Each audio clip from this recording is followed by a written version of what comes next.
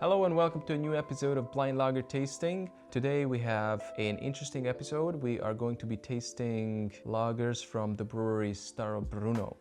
If we don't count the dark options that this brewery is producing, this is the entire product portfolio of this brewery. So we are going to be tasting these beers and comparing them and rating them, and all of that is going to happen as a blind tasting. So at the very end we can figure out which beer is the best of these, and maybe I can even pair it with the corresponding glasses. But first, a little bit about the brewery. Starobrno is brewed in Brno, yet the name Starobrno, it just means old Brno. Old because brewing actually dates back to the 14th century. The brewery that is called Starobrno today, and the building that you can visit in Brno, opened in 1872. Now, this brewery can be visited in Brno, and it's highly recommended. But from these four beers, this is the one that was physically brewed there, because they don't have a canning line. Now, obviously they will do draft and they have a bottling line where they can bottle these beers. But in this selection, with these cans, 3 of these have been brewed in Krušovice, a little bit next to Prague. Now, why did that happen? Well, Krušovice actually merged with this brewery in 2009, and they're both part of the Heineken group. So they are owned by Heineken. So let's see what kind of beers we have. We have Starobrno Tradicni. This is a traditional recipe that they've been brewing for a long time. This is a 4% beer, a very dry, easy drinking lager. And then we have a Starobrno Medium.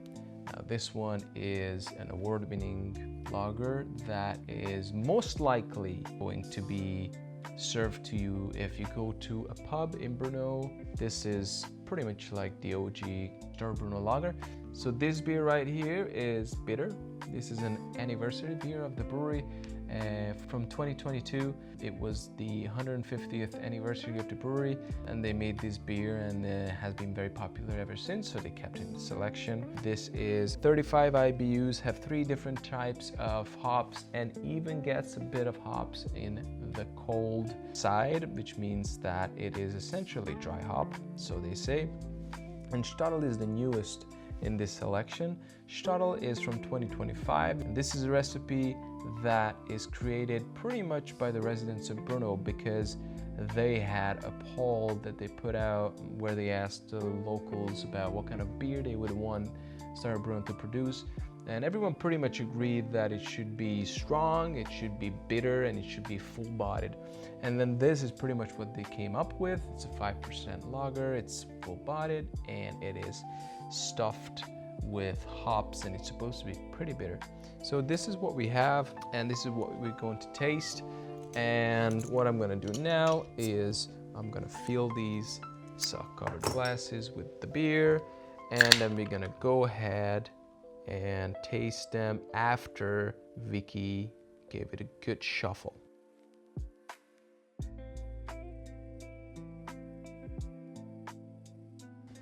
Hi. Are you ready? I am so excited.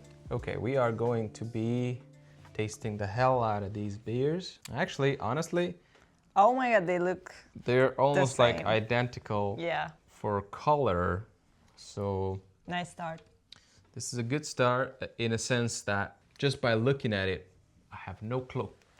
I think we should start with the first one, and we can ring the bell for a beer. Okay. And it swirl, officially swirl. started. Number 1. Oh, smells good. It smells very, actually floral. It's very crisp. It's like a nice spring day. Sun is shining. Teletubbies are running on the field. Ah, you can smell all of that.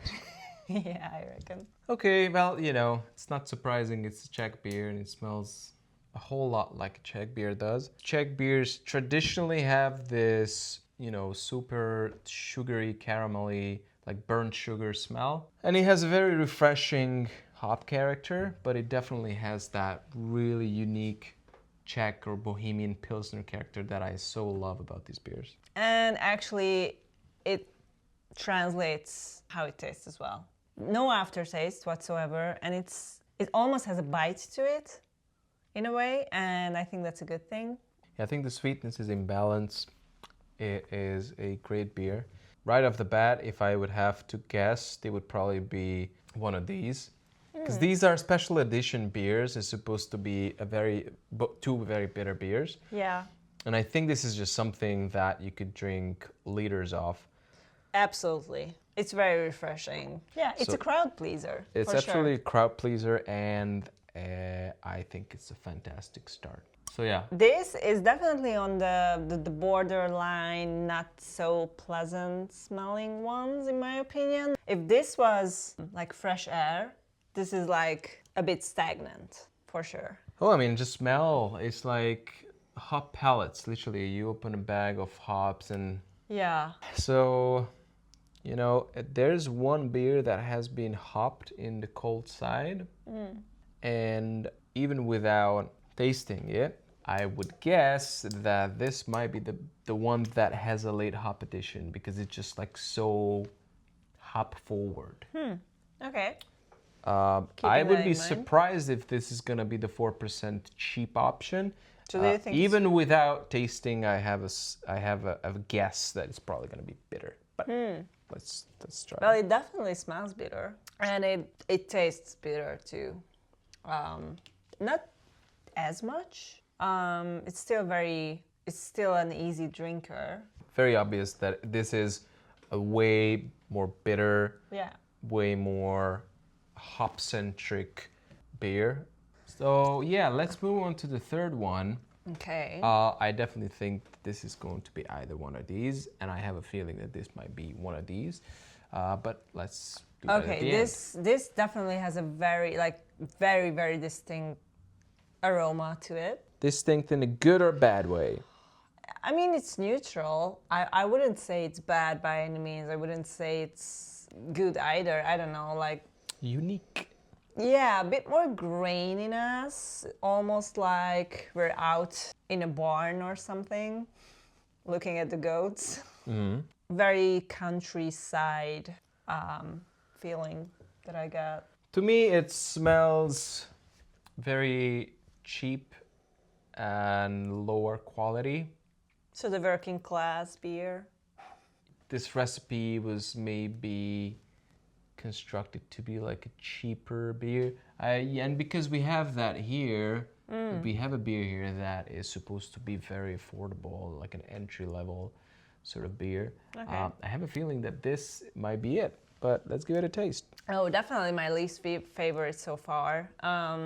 Yeah, I mean, it does have a lesser quality feel to it and taste to it as well. Interesting, but I don't prefer it. So this is pretty weak. It has no bitterness. And why doesn't a cheap beer have bitterness? Because hops are expensive. So if you want to create an affordable, cheap lager like this one, you should be creating a low ABV beer with low bitterness, because two of the ingredients that are going to cost you the most can save you big bucks, especially a brewery at this size. So this is just reinforcing that in me that I think this is going to be the tradition. And if we taste the last one, I'm getting more and more clear and certain about what these glasses contain. But I do agree this is also the worst so far. Yeah, definitely. Well, this one doesn't smell like anything. Like, I don't really pick up anything. It's one of those unassuming ones. Yeah, a very, very small, grainy caramel note and a hint of floral hop character, but it is very subtle, I do agree. And now, as you're gonna smell these again, you can see how much more neutral this is. And let's see what the taste is like. Oh, it is bitter. I would reckon it's more bitter than... Was it the first one? Second. Second. Okay, so the thing about this beer, and it's very interesting, there's no hop aroma like this one has, Yeah. but has the same bitterness. Now we know that there are two beers that are bitter, but the big question is which one. I think these are gonna be these two. Yeah. which one's gonna be the more aromatic, which I think this is. I think it's Statl. That's more aromatic, and bitter is just bitter. It's just straightforward bitterness. That would make a lot of sense. And by looking at the recipes and what they tell us is actually the other way around. Let's see what we know about the recipe. We know that bitter is using 3 different kind of hops, and it's dry hopped, so it's supposed to be a little more aromatic. And Statl, well, we know that they're using 2 different hops, but we don't know how much and whatever. And because they're saying that there's a late hop addition in bitter, I'm thinking that this is probably it. Because it definitely smells more hoppy, and this might be Statl. But again, this is, we can do this later. Yeah. This is just my sort of first impressions of what it's gonna be. But I do agree that this one was the worst. Yeah, definitely. So, If we have to rank them, that's definitely, and probably like I think we're on the same page. It's gonna be the traditional one because it's like it's nice. It's not a bad beer, but out of this, you know, exceptional selection, there has to be someone last place. That would be my guess too. So we can leave it here. So this one we think is the worst of these, and this is probably going to be tradition. And then for sure the medium. Then that was the first one. Then I think that is going to be medium. yeah, I mean It is different. It's a good beer. I would like to finish this. It doesn't quite have the hop character that I enjoy in a beer, and it can be. I like bitter stuff, so. It can be a little more aggressive on the bitter side than that, in my opinion. But if I were to create something that is very easy to understand, and you can sell a load of it, then I would probably do this. I think it's very obvious that this is more hop centric. yeah, Although this is very bitter. This is getting more and more of that hop note as well. Yeah, I would still think that this one, the second one, is better. It's more well-rounded. My guess is that this is the cheap one, that this is the average everyday Joe, and this is going to the bitter because it's more hoppy and it has a late hop addition, and then this is going to be the Statl. Okay. Let's see. Let's start with the worst, and let's hope that at least we kind of guessed right. We're so convinced. What kind of number is that? What? It's a 4. This was actually this. Oh, wow. Yeah, that's crazy because I honestly enjoy this the least. I think it's not as good as the other 3, to be honest, but you know. Interesting. Surprising. Yeah, it is. Okay, we're off to a good start. Okay, so this is 4. We identified it correctly that these 2 are standing out, and these are going to be either one or the other. Now it's interesting that the traditional is the one that we thought is the medium. Well, now obviously this is a pretty much the exact same function as this beer. So we definitely picked that from the crowd. And yeah, I kind of like this better than medium. Moving on, this one was our second favorite, right? Yeah, I like this the best. And that was number 1. Okay, so this was Statl and this was bitter. Oh, so you were right. So again, if you smell this once again, you can smell that hop aroma, which was probably from a very late hop addition, and it really comes through. But I couldn't have guessed that if I didn't have that information about the late hopping. That's a little detective work I do prior to tasting. This was our episode on Starobrno, and in the future we will have episodes when we'll be tasting the entire selection or pale lager selection of certain breweries. We have a couple lined up already, and hope you guys enjoyed the episode. Yeah, if you have a chance to visit Brno, definitely do. Highly recommend. I do agree. I've been there like 3 times already? 3 times, yeah. And every time I go to Brno, I visit the brewery, and it's always worth it. I think it's always worth to visit a brewery when you're in a city that has one. So thanks again for joining. Yeah. Don't forget to drink a beer on your own, like we always say. And see you guys next time. Toodaloo.